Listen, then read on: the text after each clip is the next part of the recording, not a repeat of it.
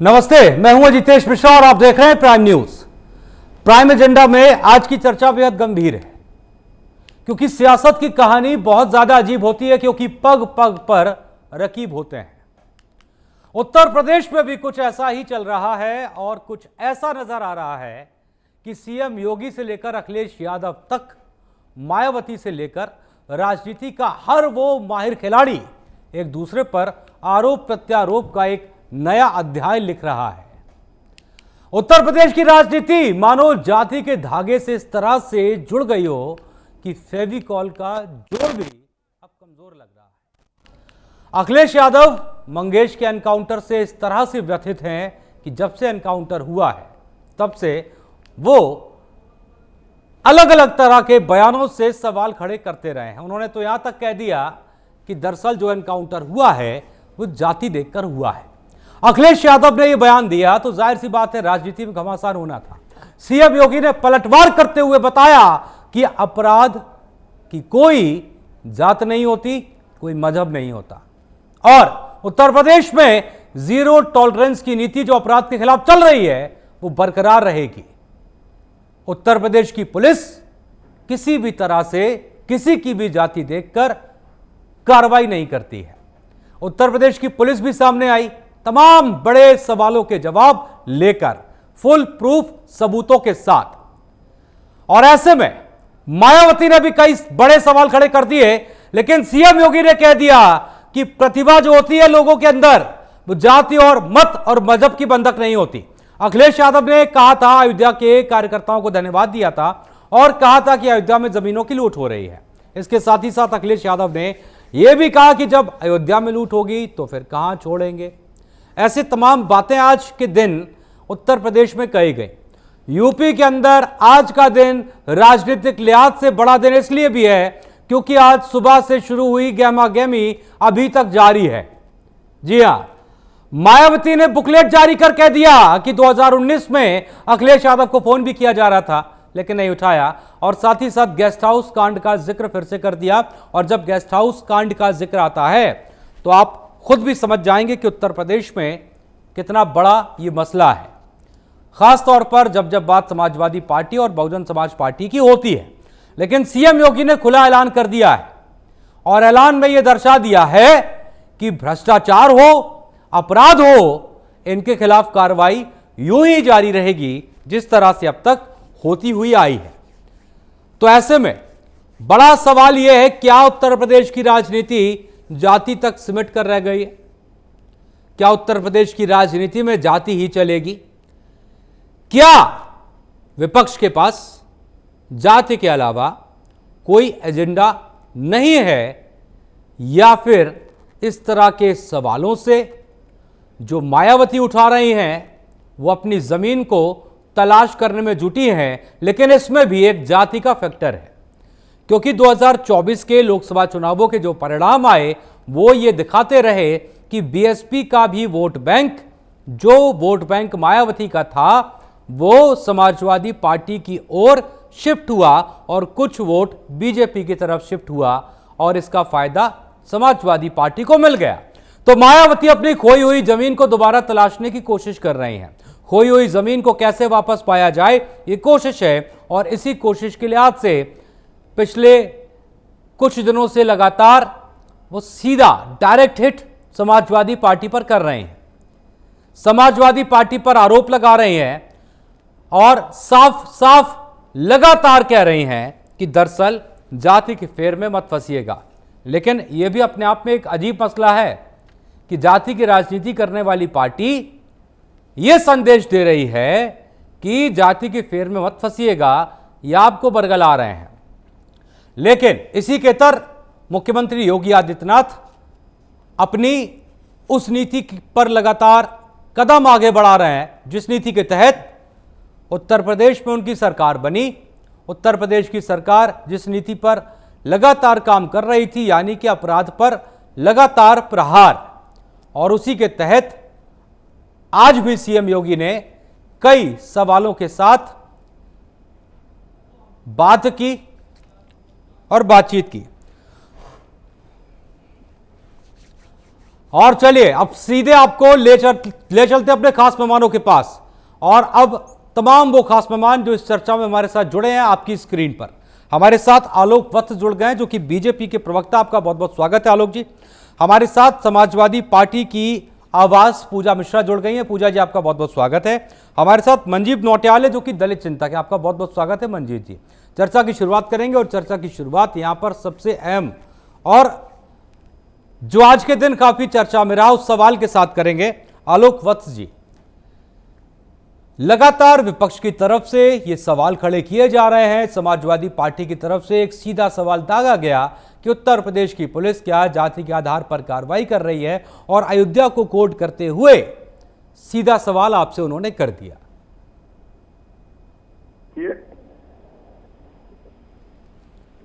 आलोक जी। अमितेश जी, हाँ, ये जो पॉलिटिकल पार्टी है जिसके मुखिया अखिलेश जी, शुद्ध और शुद्ध जातिगत पार्टी है। हाँ, पहले इनका समीकरण एमवाई का था। हाँ, ये सेम समीकरण लालू यादव का बिहार में था।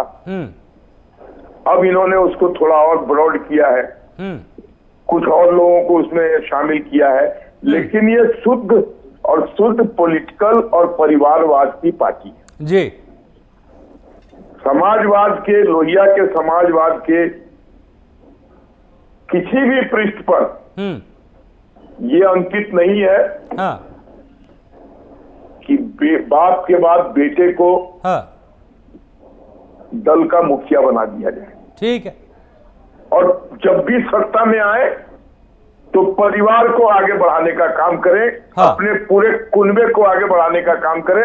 ऑन रिकॉर्ड है कि जब कभी भी ये सत्ता में आए हैं तो इनके परिवार के 20, 25, 30, 35 आदमी एमपी, एमएलए, चेयरमैन, जिला परिषद, विभिन्न पदों पर काबिज रहे हैं। और इनको हर चीज में जातिगत भावना दिखाई पड़ती है और उसी से प्रेरित होकर ये राजनीति करते हैं। ठीक है। मैं जानना चाहता हूं आपके प्रेस्टिजियस चैनल के माध्यम से, हाँ,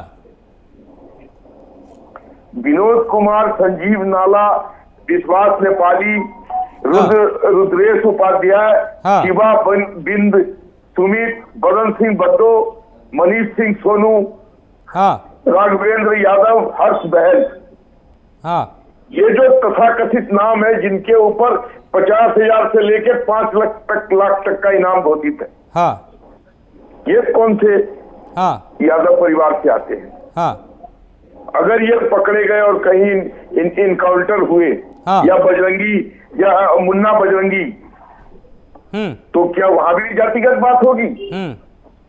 संस्कृत में एक कहावत है, जात न पूछो साधु की। हाँ, साधु की जात नहीं पूछी जाती है जी।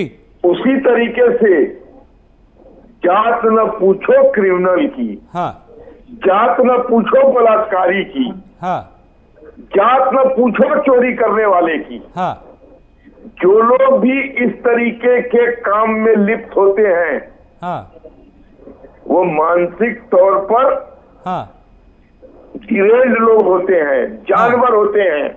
हाँ, मानवता नाम की चीज, स्वच्छता और सच्चाई नाम की चीज कहीं भी उनके हृदय में नहीं बसती है। हाँ, वो जानवर और हिंसक प्रवृत्ति के लोग होते हैं। ठीक है सर, ठीक है। तो ऐसे लोगों का अगर इनकाउंटर किया जाता है, चाहे वो किसी की जाति से आते हो, हाँ, तो वहां पर हाँ, जात न पूछो साधु की, हाँ, जात न पूछो क्रिमिनल। आलोक जी, जाहिर सी बातें, देखिए आप समझते होंगे इस बात को कि ये पूरा मसला दरअसल राजनीति का है। ये पूरा मसला वोट का है। और राजनीति में देखिए कोई भी काम जो है, देखिए सरकार में आने के बाद जो आप काम करते हैं, जाहिर सी बात है उसको एक हम इस ग्राफ में ले सकते हैं कि दरअसल ये भले के लिए, किसी के भले के लिए। लेकिन राजनीति में कोई भी कदम यूं ही नहीं उठाया जाता। विपक्ष का आरोप यह है कि जब आप धर्म की राजनीति करते हैं, हम जाति की राजनीति कर रहे हैं। दिक्कत कहां आ रही है? आप भी कहते हैं कि हिंदुओं को एक रहना चाहिए, है ना सर? तो वो कह रहे हैं कि दरअसल हम जाति के आधार पर अपना वोट बैंक पक्का कर रहे हैं।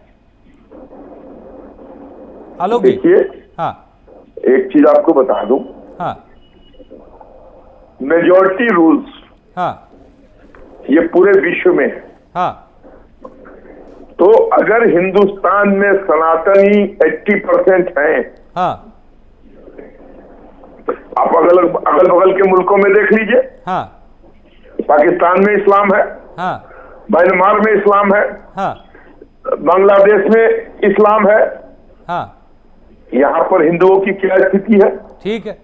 कौन से अधिकार हैं इनके? आज तो बल्कि बांग्लादेश ने एक नया रूल पारित कर दिया कि अजान के टाइम हिंदू अपनी पूजा नहीं कर सकते हैं। उनको अपनी पूजा, अजान शुरू हुआ और उनको अपनी पूजा बंद कर देनी होगी।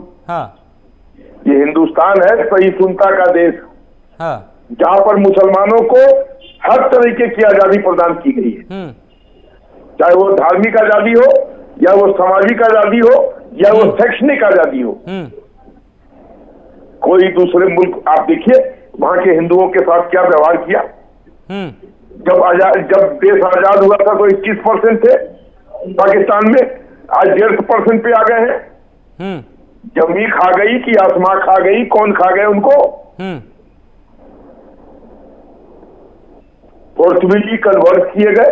सर सवाल दरअसल वही है, देखिए आपकी बात ठीक है, आपकी बात ठीक है। मैं आपके पास आता हूं, जरा पूजा मिश्रा जी के पास चलूंगा, उनसे एक दो सवाल ले लेता हूं, उसके बाद फिर आगे चर्चा को बढ़ाते हैं, क्योंकि देखिए रूपरेखा तय होनी जरूरी है चर्चा की भी और किसी भी मसले की। पूजा जी, ये दरअसल बीजेपी भी इस बात को कह रही है और तमाम लोगों के मन में एक सवाल था कि सुल्तानपुर में जो भी मसला हुआ, जो भी डकैती हुई, उसमें एनकाउंटर हुआ और जाहिर सी बात है एनकाउंटर मंगेश यादव का हुआ, लेकिन दरअसल जब आरोपियों की बात आती है तो आरोपी दुर्गेश प्रताप सिंह भी थे, विनय शुक्ला भी था, अरविंद यादव और फौजी भी था। ये इनकी तरफ इनकी आवाज जो है वो कोई ये निर्दोष आपकी नजर में या ये डकैत है? आपको नमस्कार अजितेश जी। नमस्कार पूजा जी। और साथी दोस्तों को मेरा नमस्कार। अभी मैं पहले जो है एक इन्होंने कही ना, जाति न पूछो साधुकी। हाँ बिल्कुल, जाति न पूछो साधुकी, पूछ लीजिए ज्ञान, कद्र करो तलवार की, पड़ा रहे दो म्यान। पहली बात तो उत्तर प्रदेश के मुख्यमंत्री अपनी जाति बताते हैं। दूसरी बात, जो कद्र करो तलवार की, पड़ा रहे दो म्यान, आप ये पड़ा रहने दीजिए कि हम विपक्ष हैं, कद्र करिए कि हम मुद्दे कौन से उठा रहे हैं। मुद्दे सरकार के लिए जरूरी है, जनता के लिए जरूरी है, उसका कद्र करिए। अभी आपने अजितेश जी कहा कि क्या वो लोग आरोपी नहीं है, परिकल्पित नहीं है और क्या उनके ऊपर कार्रवाई नहीं की। विपिन प्रताप सिंह वो जो है सरेंडर कर देता है। और वहीं पे जो है मंगेश को आप वैसे चप्पल उप्पल पहन करके आराम से जो है पिकनिक करते जाते हैं, आप एनकाउंटर कर देते हैं। आज ही का फैसला आया है, आपको पता होगा, सीजेएम जो है चीफ जुडिशियल मजिस्ट्रेट का, यहाँ कौशाम्बी डिस्ट्रिक्ट का, जहाँ से डिप्टी सीएम आते हैं, अपना पूरा का पूरा जिला हार गए, केशव प्रसाद मौर्य जी वहां पे आया हुआ है कि जहाँ पे एसओजी के जो एसओजी के प्रभारी थे सिद्धार्थ सिंह जी और उनके साथ जो 12 पुलिसकर्मी इन्वॉल्व थे, जो एनकाउंटर हुआ था यही रोड के मामले में 12 सितंबर 2023 को सबके अगेंस्ट FIR दर्ज की जाएगी। और यहाँ तो चप्पल में है ये लोग, वहां पे तो कम से कम जो है एसओजी के जो प्रभारी थे उन्होंने दिखाया था कि जो है उनके बुलेट प्रूफ जैकेट में गोली भी लगी थी। और तथ्य जो सामने निकल करके आ रहा है वही निकल करके आया कि नहीं ये फेक एनकाउंटर था, इनके ऊपर FIR दर्ज होगी। लेकिन आज ही का फैसला है। और मैं आपको ये भी बता देती हूँ कि इसमें अपराधी किनको किनको माना गया हुआ था। जो है सूरज पासी, राहुल पासी, जिसमें विजय कुमार सोनी की डेथ हो गई थी, आशीष निषाद। और आप कहने की जाति धर्म की माननीय मुख्यमंत्री जी, हम माननीय मुख्यमंत्री जी से उम्मीद नहीं करते थे क्योंकि भगवा चोला पहनते हैं, तो मुझे लगा संत की जो है कुछ तो अच्छा करेंगे। पर वो जब जो है सदन में जाते हैं तो उनको 15-20 जो है, अभी भाजपा के प्रवक्ता कह रहे हैं जाति न पूछो जो है अपराधी की, पर उनको 15-20 अपराधियों में से सिर्फ 2 अपराधी मिलते हैं। और वो जाति और धर्म लेकर के उनकी बात करते हैं अजितेश जी। और उनका जो है ताल्लुकात पहले कहेंगे जाति नहीं होती है अपराधी की, उसके बाद में जो है जाति भी यही पैदा करते हैं और उसको ताल्लुकात भी ये पैदा करते हैं, जिसके साथ में ताल्लुकात, यही तो विडन बना है। आप देखिए, अगर अपराधी है अजितेश जी तो उसके अंदर खौफ किसका होना चाहिए, कानून का कि सरकार का कि प्रशासन का?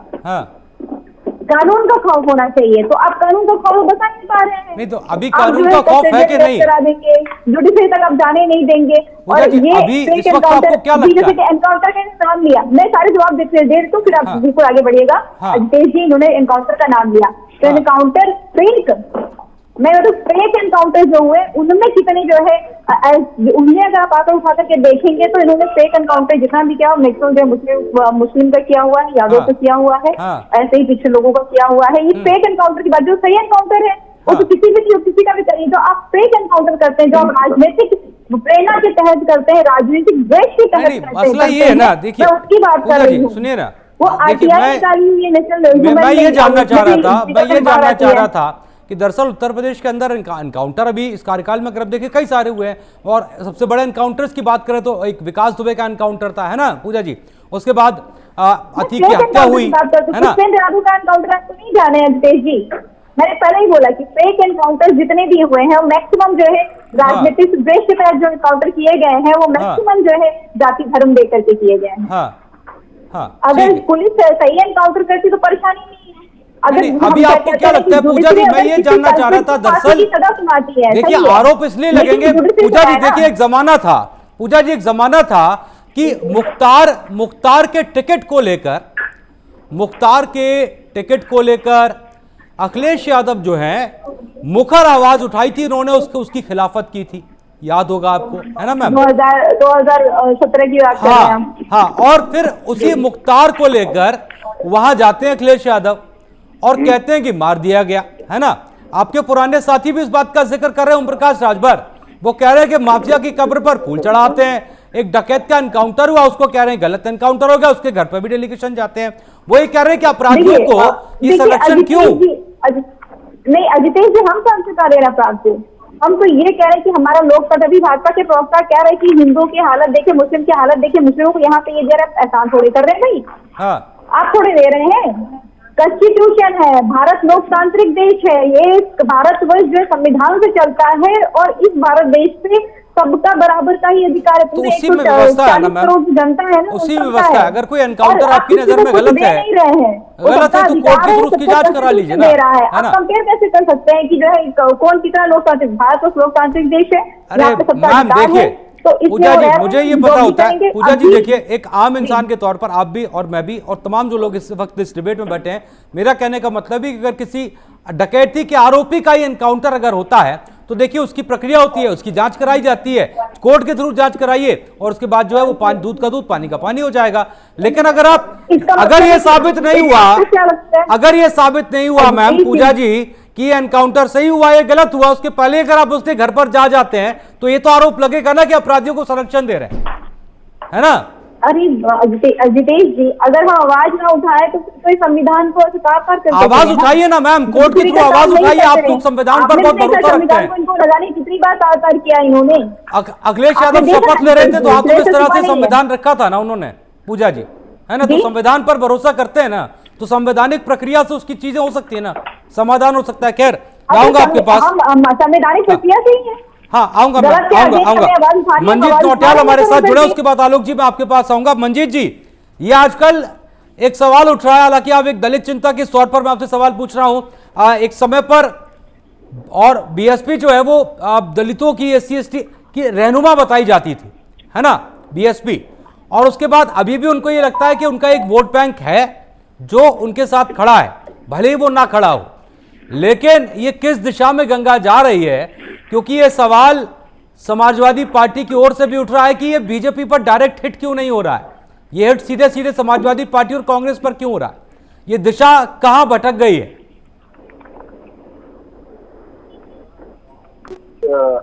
सवाल जिनकी सरकार नहीं है उनसे करना चाहिए या सवाल उनसे करना चाहिए जो सरकार में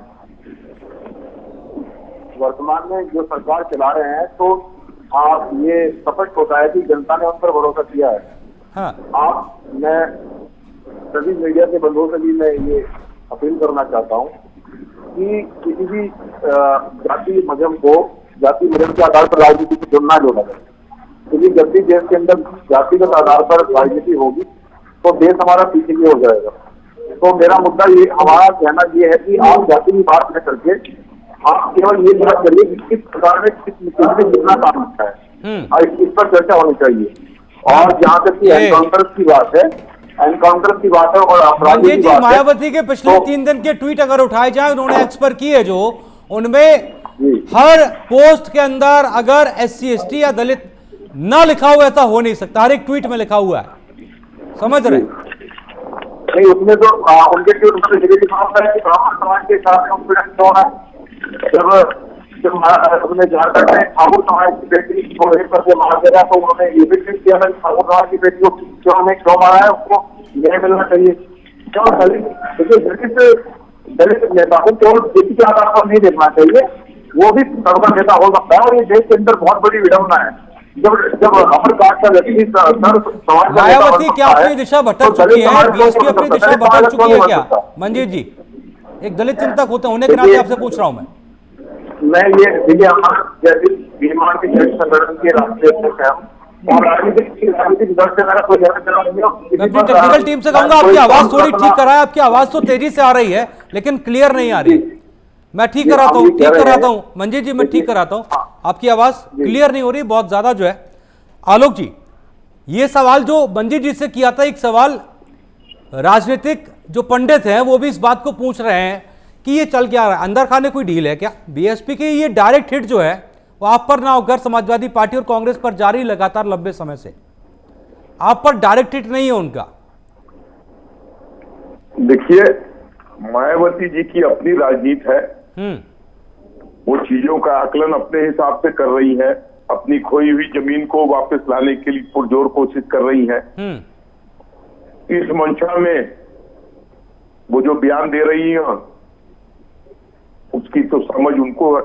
हाँ, लेकिन उनके साथ साथ अखिलेश यादव बार बार जब आप पर आरोप लगा रहे हैं, वो किसी भी तरह से हो, चाहे एनकाउंटर का जिक्र हो, चाहे भ्रष्टाचार का मामला हो, वो अयोध्या को जरूर जोड़ देते हैं उसमें, और अयोध्या को उस तरह से सेट करके बताते हैं, कोड करके बताते हैं कि बीजेपी की नाक का सवाल था अयोध्या उनके हिसाब से, क्योंकि जिस तरह से बार बार वो कह रहे हैं। आज भी जब उन्होंने एनकाउंटर का जिक्र किया लेकिन अयोध्या कहना नहीं भूले, वो कह गए कि अयोध्या में लूट हुई, भ्रष्टाचार हुआ, इस तरह के आरोप आप पर लगा रहे हैं सीधे तौर पर। देखिए अभिजोत जी, अयोध्या में चूंकि राम का मंदिर था है, और चूंकि हम सनातनी लोग हैं, हिंदूवादी विचारधारा से प्रेरित रहते हैं, तो वहां की हार के कारण ये इन लोगों के हाथ में विपक्ष के एक तुरूप का पत्ता लग गया है। बार बार उसको कोट कर रहे हैं, लेकिन कांच की हांडी बार बार नहीं चढ़ सकती है। हम जानते हैं कि वहां पर प्रशासनिक आधिकारिक त्रुटियों के कारण हम अयोध्या हारे। Sorry sir, please pardon. इस बात को हमको पता चल चुका है कि प्रशासनिक अधिकारियों, ये जो प्रशासनिक अधिकारियों का आप जिक्र कर रहे हैं, एक बार दोबारा सर बताइए कैसे? देखिए, जो वहां पर मुआवजे थे, जिन लोगों के घरों को तोड़ के रास्ता निकाला गया या कुछ किया गया, उनको मुआवजे उनके सही समय से सही रंग से नहीं मिले। वहां की जो दुकानें बनाई गई, उस दुकान की कीमत जमीन आसमान छूती हुई रख दी गई। हाँ। और उस दुकानों को आवंटन करने में 30-30 लाख रुपया घूस मांगने लग गए लोग। यही हाल एयरपोर्ट के पास की जमीन अधिग्रहण का हुआ, जिसके कारण लोगों में, पूजा जी मुस्कुरा रही हैं आपकी बातें सुनकर, व्याप्त हो गया कि यहाँ पर बहुत भ्रष्टाचार हो रहा है। और ये कारण था हमारी हाथ। अरे बहन जी हंसे या रोए उससे फर्क नहीं पड़ता, लेकिन जो सच्चाई है उसको तो कबूलना पड़ेगा। अब नहीं तो ये तो कहकर सर आप, ये तो कहकर आप अखिलेश यादव की बातों को सही कह दे रहे हैं। एक मिनट, मैं अपनी बात कंप्लीट नहीं किया। बहन जी को कबूलना पड़ेगा कि ये लोग सामाजिक आपराधिक किस्म के लोगों का संरक्षण देने वाली पार्टी है। अतीक अहमद की पैदाइश कहाँ हुई? मुख्तार अंसारी की पैदाइश कहाँ हुई? आजम खान की पैदाइश किसके रेजिम में हुई? ये सब लोगों को किन्होंने पाल पोस कर बड़ा किया? किन्होंने इनके आतंकवाद का साम्राज्य फैलने दिया?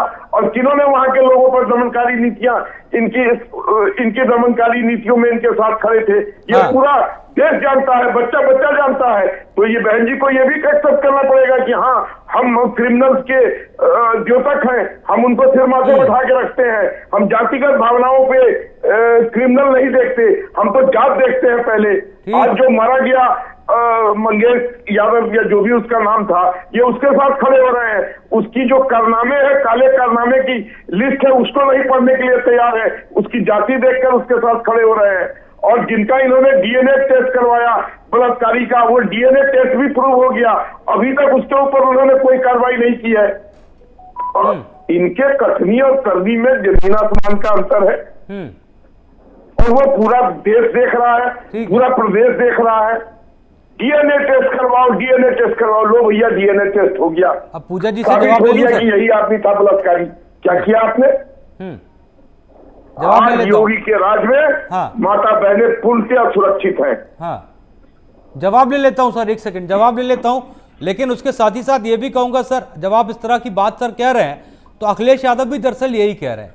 वो भी कह रहे हैं भ्रष्टाचार हुआ, बस आप कह रहे हैं कि वहां अधिकारियों की लापरवाही की वजह से हो गया, लेकिन अखिलेश यादव कह रहे हैं कि हुआ। भ्रष्टाचार हुआ। हाँ। मैं भी इस बात को कबूल रहा हूँ, भ्रष्टाचार हुआ, अधिकारियों द्वारा भ्रष्टाचार किया गया। मैं कबूल रहा हूँ इस बात को। चलिए चलिए, पूजा जी मुस्कुरा रही थी, अब जरा जवाब दे दीजिए पूजा जी आप। ऑडियो ठीक कीजिए पूजा जी का। तो अजितेश जी को फर्क पड़ना पड़ेगा, हाँ। क्योंकि मैं उत्तर प्रदेश की जनता हूँ जी और बोलिए। उत्तर प्रदेश में भारतीय जनता पार्टी की सरकार है और केंद्र में भारतीय जनता पार्टी की सरकार है। अगर अजितेश जी रोते हैं और हंसते हैं तो उनको फर्क पड़ना पड़ेगा, ये जानना पड़ेगा कि जिसकी आप चर्चा कर रहे हैं ना, भले हम विपक्ष नेता पर है तो जनता जो है उत्तर प्रदेश की है और हमारे मुख्यमंत्री जी वही उतने हैं हाँ। जितने वो आपके मुख्यमंत्री हैं। इसमें तो कोई फर्क नहीं पड़ता है। उसके बाद में दूसरी बात में आ जाते हैं जो अयोध्या की आपने देखी जाए, खुद एक्सेप्ट करते हैं कि वहां पे जो है गलत हुआ और कह रहे प्रशासन गलत किया। प्रशासन खुद कुछ जगह पे गलत करता है, बड़ा विडम्बना है इनके ना। हाथ का जिम्मेदारी भी कोई और लेगा, संगठन ले लेगा, कार्यकर्ता के ऊपर डाल देंगे, सरकार नहीं लेगी। जनता इनको जिम्मेदारी से जल्दी मुक्त करेगी। जिस तरीके से जिम्मेदारी से ये जो है टाल मटोल करते चले आ रहे हैं, ये बार बार अयोध्या पता है जो है ये कि वो जो है हारी जो कहा कि सनातन धर्म है। हाँ। तो मुझे लगता है सुंदरकांड भी जानते होंगे, सुंदरकांड की वो चौपाई भी जानते होंगे, जहाँ कहा जाता है कि निर्मल मन जन सो मोहि भावा, मोहि कपट छल छिद्र न भावा।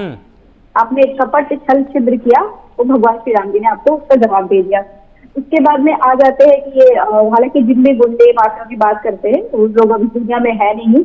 इन्होंने जो जुडिशरी का कभी मजाक बना करके, कभी पुलिस का मजाक बना करके, तो वो कस्टडियल डेथ हो गई लगभग, जिनसे भी बात कर रहे हैं। उसके बाद में आ जाते हैं इनकी तरह तो बेशर्मी किसी ने नहीं की होगी। सौरभ श्रीवास्तव ने अजितेश जी वाराणसी से विधायक है और बीएससी की छात्रा के साथ जो लोग रेप करते हैं, जिनको बेल मिलती है तो केक काट करके स्वागत करते हैं। ब्रिटिश बानों के रेप जब रिहा होते हैं तो महल माला पहना करके स्वागत करते हैं। और जो है कठुआ में सिर्फ इसलिए जो है रेपिस्ट के समर्थन में ये रैली निकालते हैं क्योंकि जिसका रेप किया गया था वो बच्ची 7 साल की मुस्लिम थी। कहानी आलम जो है हर जगह है। ये जो है ये इनकी मंशा है, ये इनकी मानसिकता है। तो यही चीज जो जनता देख रही है। इन्होंने बोला ना कि मैंने पहले ही कहा कि कद्र करो तलवार की, पड़ा रहने में आप अगर तलवार की कद्र कर रहे होते तो आपको पता चलता है कि 69,000 जो अभ्यर्थी प्रोटेस्ट कर रहे थे तो समाजवादी पार्टी के कार्यकर्ता नहीं थे। आप भी जिन्हें समाजवादी पार्टी के कार्यकर्ता कहते तो समाजवादी पार्टी कार्यकर्ता नहीं है। वो जो है जनता है उत्तर प्रदेश की, जो आपको सवाल पूछ रही देश की जनता है। और अभी इन्होंने डीएनए की भी बात की तो पहली बात तो जमा की डीएनए की बात, ठीक है पूजा जी, मैं आ रहा हूं आपके पास। कन्नौज में उनके साथ में मैं आ रहा हूं आपके पास। मैं क्लियर कर देना चाहती हूँ कुछ ही देर में, बिल्कुल कुछ ही सेकंड्स में हमारे साथ अमिताभ कुमार जुड़ेंगे जो कि वरिष्ठ पत्रकार है। पूजा जी आ रहा हूं आपके पास। मंजीत जी, एक सवाल ये था, एक दलित चिंतक होने के नाते आपको पीडीए में कितना दम नजर आता है जो नारा अखिलेश यादव दे रहे हैं? देखिए, मीडिया खाली मीडिया वजह से काम चलने वाला नहीं है। जो व्यक्ति जमीन पर काम करता है उसको पैसा भी मिलनी चाहिए। आज तक मीडिया में मात्र मीडिया नहीं लग रहा है, जो नेता जमीन से जुड़ा हुआ है और जो नेता जमीन से जुड़कर काम कर रहे हैं निश्चित रूप से वो आगे बढ़ने चाहिए। जिस तरह से बीमा के जेल संगठन कभी मीडिया में नहीं रहती है, जब भी मीडिया के लोग सभी उतनी के लोग पूरी बात करते हैं। तो यहाँ इस देश के अंदर क्योंकि बीमा में जेल संगठन देश में समाज के आगमन चल रहा है, तो हम लोग जो पिछड़े लोग हैं जिन पार्टी में उनके कारण नहीं जुड़ा गया, तो हम लोग उनसे जमीन बोलकर उनके लिए काम कर रहे हैं। तो मीडिया में हमारा उद्देश्य नहीं है। नहीं, आपको लगता है कि पीडीए के नारे के साथ अखिलेश यादव जब मैदान में उतरे, मंजीत जी एक सेकेंड, अखिलेश यादव जब पीडीए के नारे के साथ उतरे तो आपका ये मानना है क्या कि जो भी पार्टियां थी जिनमें एक नाम बीएसपी का आता है और अभी उत्तर प्रदेश में नए चंद्रशेखर आजाद उतरे हुए हैं, ये वोट बैंक जो है उस समाजवादी पार्टी की तरफ शिफ्ट हुआ और भीम आर्मी की तरफ शिफ्ट हुआ और बचा कुचा जो है वो एनडीए में शिफ्ट हुआ। बीएसपी का वोट बैंक किसका है कि नहीं? हाँ, ये बिल्कुल ये स्पष्ट है कि बहुजन समाज पार्टी का वोट हिस्सा है और ये उसकी जो साथ ही साथ बता दीजिएगा इसकी वजह क्या है? उसकी वजह तो उनके जो बीएसपी के राष्ट्रीय अध्यक्ष है वही जानते हैं, क्योंकि आदरणीय बहन जी उत्तर प्रदेश की 4 बार मुख्यमंत्री रह चुके हैं। अरे नहीं, एक दलित चिंतक होने के नाते मैं आपसे जानना चाह रहा हूं, चूंकि आप ग्राउंड पर रहते हैं, आप तमाम उन चीजों से रूबरू होते हैं जिनसे शायद राजनीति में जो बड़े नेता वो नहीं हो पाते हैं, इसलिए मैं आपसे पूछ रहा हूं ये बात। देखिए, हम इसमें ये कहना चाहते हैं कि जब देश का जो बड़े नेता है, जैसे कि आप बसपा की बात कर रहे हैं, तो बसपा का वोट बैंक ये उनको अच्छी तरह से मालूम है, तो कारण उनका वोट बैंक हिस्सा मैं तो यही अपील कर सकता हूँ, क्योंकि मेरे पास कोई लीगल पावर नहीं है पार्टी में कुछ भी चेंज करने की, लेकिन हम अपील कर सकते हैं, क्योंकि एक बहुजन समाज का एक बड़ा मंच है और वो उन्होंने बहुजन समाज के लिए बड़े पैमाने पर काम भी किया है और उनका आदि सरकार की तरफ से और हमेशा सम्मान करते देंगे कि जिन नेताओं की वजह से बीएसपी का वोट बैंक हिस्सा तो उनको नीचे से बदलनी चाहिए, जमीन पर अपने अधिकार को देना चाहिए कि आखिर क्या काम था कि यहाँ पे जनता ने सरकार दिया, और जिन लोगों को सरकार ने स्वीकार किया है, जिन पार्टी को जनता ने स्वीकार किया है, तो उनसे सवाल होना चाहिए। चलिए ठीक है, चलिए मंजीत जी आता हूं मैं आपके पास मैं आ रहा हूं आपके पास। हमारे साथ एक और खास मेहमान जुड़ गए हैं जो मेरे साथ इस चर्चा को आगे बढ़ाएंगे। हमारे साथ अमिताभ कुमार जुड़ गए हैं, वरिष्ठ पत्रकार हैं। सर आपका बहुत बहुत स्वागत है हमारे साथ चर्चा में, आप जुड़े, और चूंकि अब आप मेरी आवाज में आवाज भी मिलाएंगे एक वरिष्ठ पत्रकार होने के नाते, मेरे वरिष्ठ होने के नाते। अमिताभ जी, आज का दिन उत्तर प्रदेश की सियासत में बहुत बड़ा दिन इसलिए रहा कि सुबह की शुरुआत मायावती की उस बुकलेट से हुई जिसमें उन्होंने जिक्र किया कि दरअसल 2019 में गठबंधन टूटने का कारण बताया, गेस्ट हाउस कांड का जिक्र किया। थोड़ी देर बाद मुख्यमंत्री योगी आदित्यनाथ आए, उन्होंने जो है वो साफ साफ बता दिया कि दरअसल अपराध की कोई जाति नहीं होती, कोई मजहब नहीं होता। Back to back Akhilesh Yadav आए, उन्होंने मंगेश यादव एक बार फिर से उस बात का जिक्र किया, और उसके बाद उत्तर प्रदेश की पुलिस ने प्रेस कॉन्फ्रेंस करके बताया कि मंगेश यादव का एनकाउंटर जो है वो सही हुआ है और वो किस तरह से इस पूरे मामले में इन्वॉल्व था। तो इस पूरी सियासत के बीच जो एक चीज नजर आती है जो कॉमन है वो है जाति। उत्तर प्रदेश की राजनीति क्या जाति पर अटक गई है? अमिताभ सर, मुझे लगता है कि हमें अपने देश का परसेप्शन जो है, लोगों के सोचने का तरीका जो है, उन सब में संशोधन करने की बहुत जरूरत है। जाति को लेकर के जिस तरीके से बातें हो रही हैं, ये लोग हर चीज को जाति से जोड़ने की कोशिश कर रहे हैं। हाँ, जाति से जोड़ने की कोशिश कर रहे हैं। जाति से यह तय नहीं होता कि कौन कितना योग्य हो जाएगा या अयोग्य हो जाएगा। बिल्कुल ठीक बात। शिक्षा तय नहीं हो सकती, जाति से उसका तौर तरीका तय नहीं हो सकता, जाति से उसकी धन संपत्ति नहीं तय हो सकती। आदमी की योग्यता जो तय करनी है, हर एक बच्चे को अगर सही समय पे सही और बराबर का उसके मानसिकता के अनुरूप उसको शिक्षा दी जाए, प्रशिक्षण दिया जाए, तो वो उतना ही योग्य और बेहतर आदमी बन सकता है और कुशल व्यक्ति बन सकता है, बहुत अच्छा पढ़ा लिखा और एक अच्छा नागरिक बन सकता है अगर उसको समय पर सही तरीके से सारी सुविधाएं उपलब्ध कराई जाए। तो ये चीजें ये तय करना चाहते हैं कि जाति से तय हो जाएगा कि वो कितना योग्य है या अयोग्य है। अब अपराधी वो है जो समाज के प्रति अपराध कर रहा है। बिल्कुल, ये जाति से अपराधी होना या नहीं होना नहीं तय होता है। तो कोई किसी भी जाति का हो, अपराधी कर रहा है तो अपराध कर रहा है तो समाज का दुश्मन है। और उसको लेकर के अगर आप पक्षपात कर रहे हैं तो सीधी बात है कि आप एक अपराधी की शील्ड बनने की कोशिश कर रहे हैं, उसकी रक्षा करने की कोशिश कर रहे हैं। इसका मतलब आप समाज के दुश्मन हैं, आप देश के दुश्मन हैं, क्योंकि आप अपराधी और असामाजिक तत्वों को प्रश्रय देने की कोशिश कर रहे हैं। और आपकी वजह से न केवल उस वक्त अपराधी की रक्षा होगी, बल्कि जो आम जनता है, जो नई पीढ़ी है, जो बच्चे हैं, उनके ऊपर गलत असर जाता है कि कुछ भी अपराध करो, राजनीतिक संरक्षण मिल जाएगा और हम जो है आराम से उसी तरह से जिएंगे जैसे चलना चाहिए। बिल्कुल ठीक है, अच्छा नागरिक बनने की ठीक है। अमिताभ सर, मैं आपके पास आ रहा हूँ, चूंकि आपने जिक्र किया नई पीढ़ी का, तो पूजा मिश्रा जी जो हमारे साथ जुड़ी है नई पीढ़ी से हैं और बहुत अच्छी तरह से राजनीति को समझती है। पूजा जी, ये जो जिस बात का जिक्र अमिताभ सर कर रहे थे उससे एक सवाल ये पैदा होता है, और बड़ा सवाल ये है कि पीडीए का नारा देना अच्छी बात है, इसका पी पिछड़ा और डी दलित, उसके बाद जो ए हो जाता है वो आप बता दीजिएगा अगड़ा या अल्पसंख्यक, उसमें क्या अपराधी भी आते हैं, क्या माफिया भी आते हैं, या पीडीए अलग है, उसमें किसी भी ऐसे व्यक्ति की एंट्री नहीं है, फिर वो चाहे किसी भी जाति का हो? अजितेश जी, अपराध के साथ समाजवादी पार्टी ना कभी थी, ना है और ना ही भविष्य में कभी रहेगी। हाँ। हम भारत देश के साथ में हैं। हम भारत देश जिस संविधान से चलता है उस संविधान के साथ में है। हाँ। हम बार बार कह रहे हैं अपराधी को सजा देने का अधिकार कोर्ट को है। कोर्ट अगर जो है अपराधी को फांसी की सजा दे दे, हाँ। कोर्ट का अधिकार है ना, हमें आपत्ति नहीं है। पुलिस का कार्य है, अपराधी है अगर एक्यूज है उसको जो है पकड़े, गिरफ्तार करे, ले जाके कोर्ट में पेश करे, हाँ। हमें आपत्ति नहीं है। पर जब यहाँ ये होता है कि पुष्पेंद्र यादव को देखा जाता है, मंगेश यादव को देखा जाता है, विजय सोनी को देखा जाता है और जो है उनको पकड़ा जाता है 2 दिन पहले और 2-3 दिन बाद में फिर उनका जो है नाटकीय ढंग से एनकाउंटर किया जाता है, वो हाँ। फेक एनकाउंटर होता है। हाँ। इनमें से जो केसेस मंगेश यादव का रिसेंट है, बाकी पुष्पेंद्र यादव हाँ। और विजय सोनी का एनकाउंटर फेक है, ये कंफर्म हो चुका। हाँ। जो जीरो एनकाउंटर के ऊपर FIR भी दर्ज हो गई। हाँ। तो हमें इससे आपत्ति है क्योंकि आप जो है जो देश को जिस नहीं, चलना चाहिए ये पूछ लेते हैं कि दरअसल मंगेश यादव और आपके हाथ में नहीं रहेगा ना, कानून तो जुडिशरी के हाथ में है ना। उसमें जो बाकी जो एनकाउंटर हुए पूजा जी, जो अन्य जातियों से थे, उनका जिक्र कम होता है ना, इसलिए सवाल उठ जाता है ना। फेक एनकाउंटर की बात कर रहे हैं ना, अगर आप सही एनकाउंटर तो हम क्या अब सवाल ही उठ जाएगा ना फिर ये तो कहा जाएगा ना कि जो मंगेश यादव एनकाउंटर हुआ या जिन और एनकाउंटर्स का आप जिक्र कर रही हैं कि वही सिर्फ फेक एनकाउंटर है क्या? मैं उनका ही जिक्र कर रही हूँ जो फेक एनकाउंटर है। अल्पेश जी जो फेक, मैं बार बोला कि अगर सही एनकाउंटर्स हो रहे हैं हाँ। तो कोई बात नहीं है, पुलिस को जो अधिकार मिले हुए हैं अधिकार का प्रयोग कर, पर अधिकार का मिसयूज ना करे ना। ये तय कौन करेगा मैम? फर्जी है इसलिए तो जो है जब फेक एनकाउंटर को सवाल ही नहीं उठाएगा तो फेक एनकाउंटर चलते रहेंगे।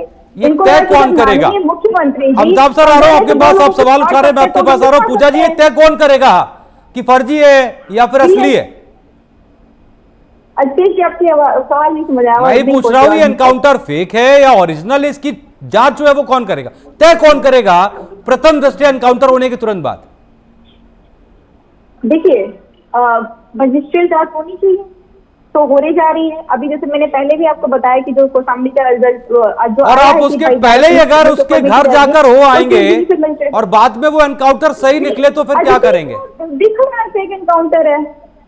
जब आप 3 दिन पहले उठाते हैं व्यक्ति को, 3 दिन बाद में आप एनकाउंटर करते हैं, उसके घर से कुछ बरामद ये तो मैम आपने जांच कर दी ना, ये फिर जो मजिस्ट्रेटियल जांच की आप बात करें उसका कोई मतलब ही नहीं है, ये तो आपने खुद ही बता दिया। कोई सवाल का एक चीज रहेगी तो हमें मैंडेट ही जनता ने दिया हुआ है कि अगर कोई जो कॉन्स्टिट्यूशन के अगेंस्ट चल रहा है, सरकार कार्य नहीं कर रही, सरकार गलत कार्य कर रही है, सरकार जो है संविधान को नहीं मान रही, तो हम पूजा जी देखिए मैं जानता हूं, मैं तो जानता हूं जो मैं सुनना चाह रहा हूं। पूजा जी देखिए सीधी सी बात है, जो मैं सुनना चाह रहा हूं मैं जानता हूं, अब वो नहीं बोलेंगे, आप एक मजी हुई प्रवक्ता हैं, ठीक है, लेकिन दरअसल सवाल ही उठता है तय कौन करेगा, मसला ये। Amitabh sir over to you, बोलिए सर। देखिए ये लोग खुद न्यायालय बन गए ना, फेक एनकाउंटर।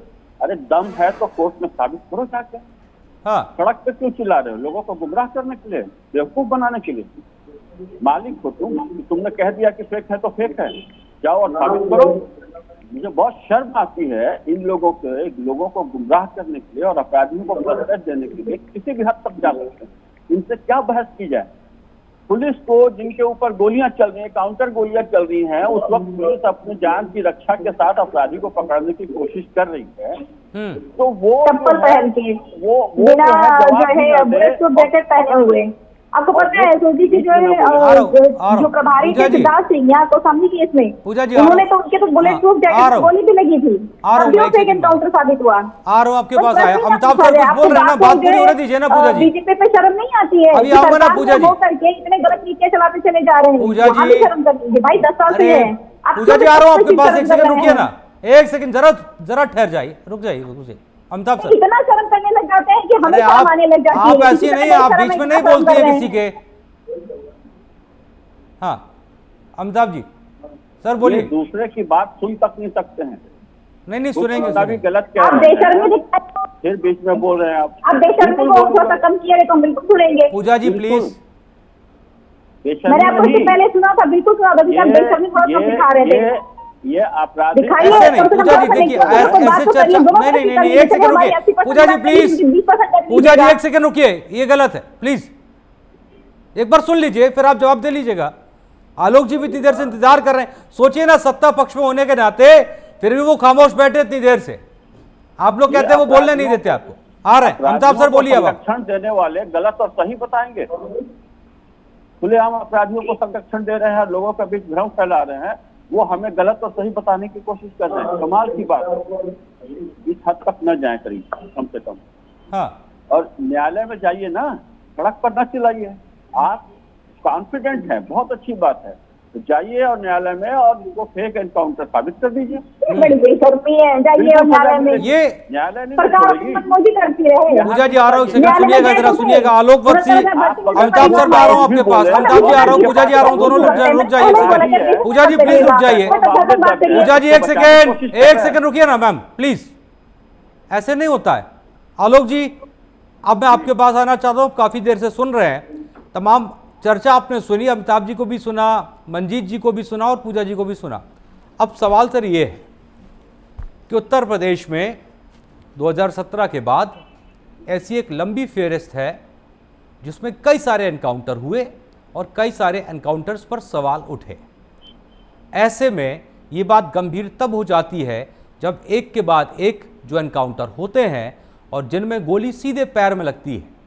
समझ रहे हैं ना सर? तो विपक्ष इसीलिए सवाल उठा रहा है कि ये सर ये क्या है। आपको ये जस्टिफाई करना पड़ेगा, पुलिस को ये जस्टिफाई करना पड़ेगा कि ये क्या हो रहा है सारा।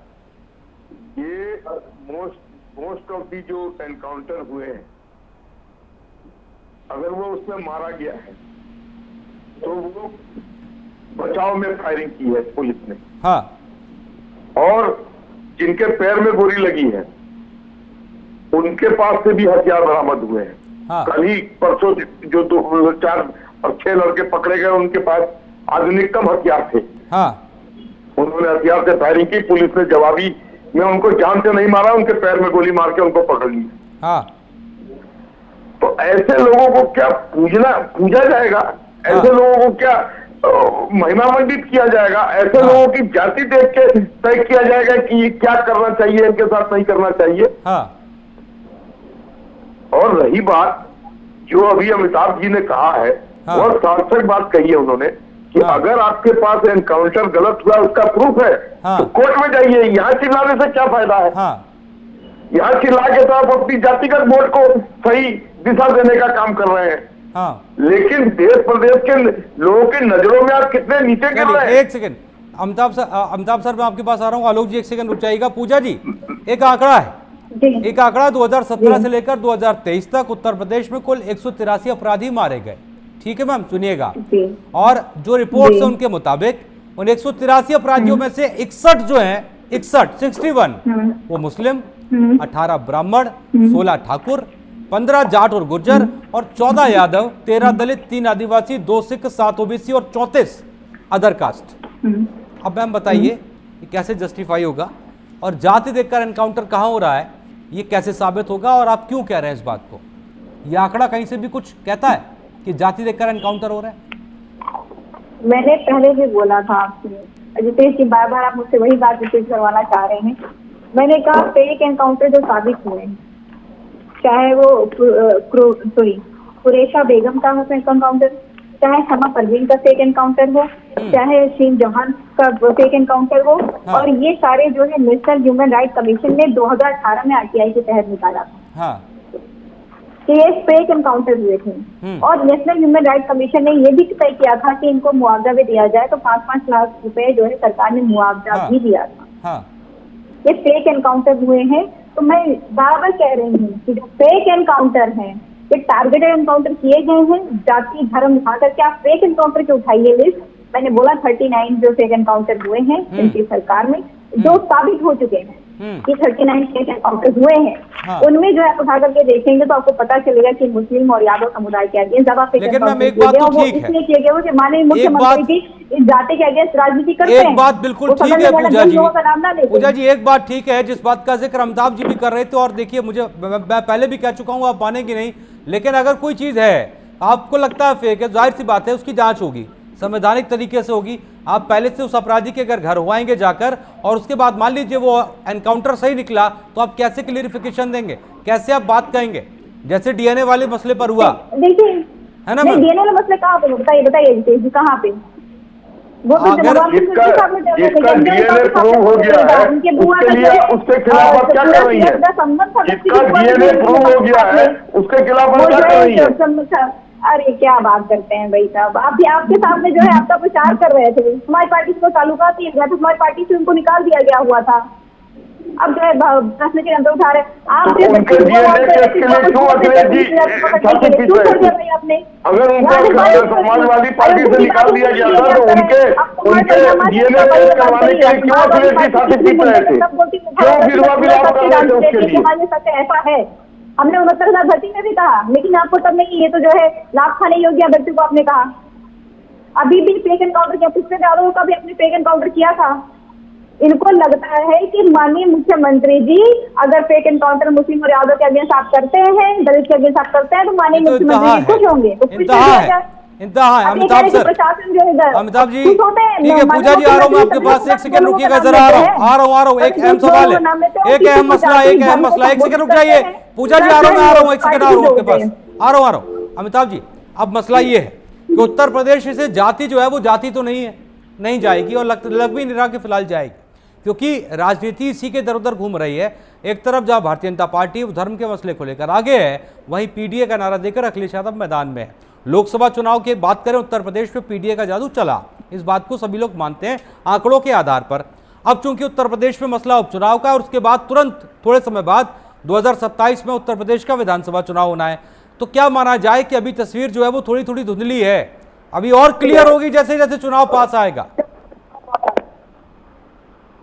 नहीं, ये होगा। पॉलिटिकल पार्टीज देखिए, अखिलेश जी जिस तरीके से जाति जाति कर रहे हैं, कांग्रेस जाति जाति कर रहे हैं, तो भारतीय जनता पार्टी धर्म को लाने की कोशिश करेगी। हाँ। क्योंकि अगर इस तरीके से देख रहे हैं तो सभी लोग जो हैं, ये बजाय इसके कि इसका समाज में क्या संदेश जा रहा है, क्या मैसेज जा रहा है नागरिकों के बीच, नई पीढ़ी के बीच क्या मैसेज जा रहा है, आप इस तरीके से अगर चीजों को आप आपराधिक मसलों में अगर अपराधी को जाति के हिसाब से उसको ट्रीटमेंट देने की कोशिश करें या धर्म के हिसाब से ट्रीटमेंट देने की कोशिश करें, और मैं कह रहा हूं कि ये जैसे कांग्रेस है, इसने इतने आतंकवादियों को छूट दी हुई है कि वो धर्म के आधार पे तय करते हैं कि इनको सजा मिलनी चाहिए कि नहीं चाहिए।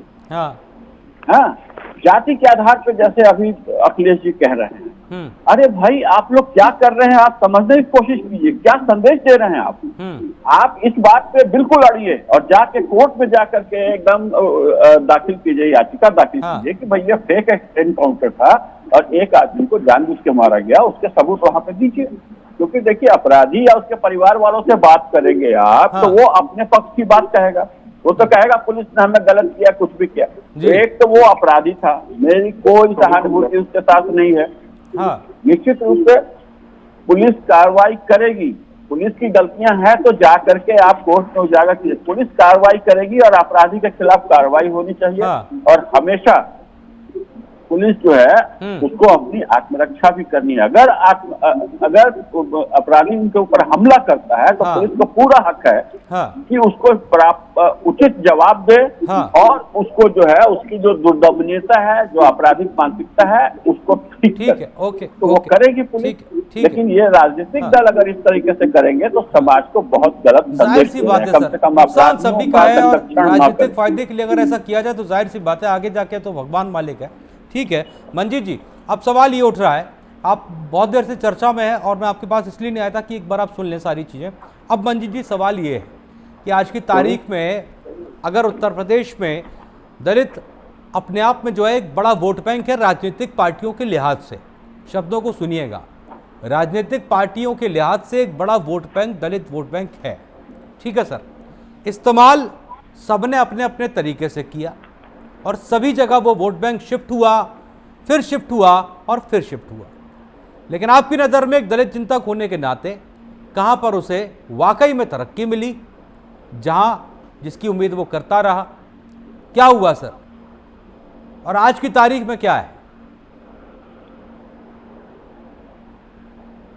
मंजीत जी। जी सर बोलिए। हाँ आ रही है सर, बोलिए बोलिए। देखिए आजकल क्या हो रहा है कि आजकल खासकर देश के अंदर जो उत्तर प्रदेश सरकार है, यहाँ सरकार के द्वारा जातिगत सरकार में जनता के बीच में बोला जा रहा है। यहाँ न्यायपालिका भी सुरक्षित नहीं है, क्योंकि अभी सुप्रीम कोर्ट के जजेस ने ध्यान दिया है कि उसमें ठीक नहीं चल रहा है। और अभी आपने उत्तर प्रदेश का डिसीजन देखा होगा, क्योंकि इसमें हमने बहुत बड़े पैमाने पर आंदोलन किया और उन शिक्षकों के लिए 69,000 शिक्षक भर्ती आंदोलन आपको याद होगा। हाँ। उस आंदोलन को करने वाला मनजीत सिंह नोटियाल, मैंने उस आंदोलन को बड़ी बरसात में खड़ा होकर मैंने प्रदेश के शिक्षकों की लड़ाई को मजबूती से लड़ा, लेकिन जब सरकार नहीं मानी तो हाईकोर्ट ने उसको बुलाया कि हाँ धांधली हुई है, तो प्रदेश सरकार को फटकार लगाई कि आपने धांधली की है, इसकी प्रक्रिया दोबारा भर के जो रिजर्व सीटें उसको पूरा करें। आपने रिजर्व सीटों को जनरल के ऊपर की है। हाँ। तो उसका मतलब क्या है जनाब की केंद्र सरकार के द्वारा सुप्रीम कोर्ट में नहीं डाली गई, तो सुप्रीम कोर्ट ने उस पर रोक लगा दी। तो कहीं ना कहीं यहाँ न्यायपालिका भी सुरक्षित नहीं है। अरे सर ये देखिए, ये तो सर वो मंजीत जी, ये बात देखिए तब हो जाती है कि वो कहावत है ना, एक बात कही जाती है कि मीठा मीठा गप गप कड़वा कड़वा तू तू। सर एक तरफ न्यायालय पर आप कहते हैं दबाव है, एक तरफ कहते हैं न्यायालय भी जो है वो सुरक्षित नहीं है, और न्यायालय के आदेशों के आधार पर सर इंसाफ मिलता है कि नहीं इस देश के अंदर? न्यायालय पर तो भरोसा करिए ना सर। न्यायालय पर पूरा दबाव है और एनकाउंटर तेजी देश में, अगर देश प्रदेश में अगर अपराध की बात करें तो सर समान रूप से होना चाहिए ना न्याय। तो अगर आप जितने 73,000 शिक्षक भर्ती की बात कर रहे हैं सर, हाई कोर्ट का फैसला आया, उधर सुप्रीम कोर्ट का फैसला आया, मानेंगे ना सर जो भी है? सवाल जो पार्टी सरकार ने में सुन लीजिए, तो पार्टी सरकार में सवाल उत्तर किया जाना चाहिए। हाँ। और दूसरी बात ये है कि अगर सरकार अपराध पर बात करना चाहती है तो जितने भी बीजेपी सरकार के एमकेएमएल हैं उसको डाटा सार्वजनिक क्यों नहीं करती? हाँ। और जो वादी है उनको जानबूझकर क्यों दिया जा रहा है? ये कितना करते हैं? क्योंकि आप उससे सवाल नहीं कर सकते जो सरकार में नहीं है। हाँ। समाजवादी सरकार में नहीं है, बहुजन समाज पार्टी सरकार में नहीं है। हाँ। जो व्यक्ति सरकार में बैठे जिन्होंने जनता ने जिनको भरोसा किया तो सवाल कौन समझ चाहिए। चलिए ठीक है, ओके ओके मंजीत जी मैं आ रहा हूँ, मंजीत जी आ रहा हूँ, हाँ आ रहा हूँ सर आपके पास, क्योंकि समय की बेहद कमी है, कुछ ही समय बचा। पूजा जी एक लाइव कमेंट में सवाल आया, हालांकि चर्चा से थोड़ा अलग है। इंडिया गठबंधन हरियाणा में तो जो है वो बैठ गया जमीन पर, क्योंकि कांग्रेस और आम आदमी पार्टी में गठबंधन नहीं हो पाया, नामांकन का आज आखिरी दिन था। उत्तर प्रदेश में क्या स्थिति है? ये लाइव कमेंट में सवाल इसलिए पूछ ले रहा हूँ, लोग जानना चाह रहे हैं।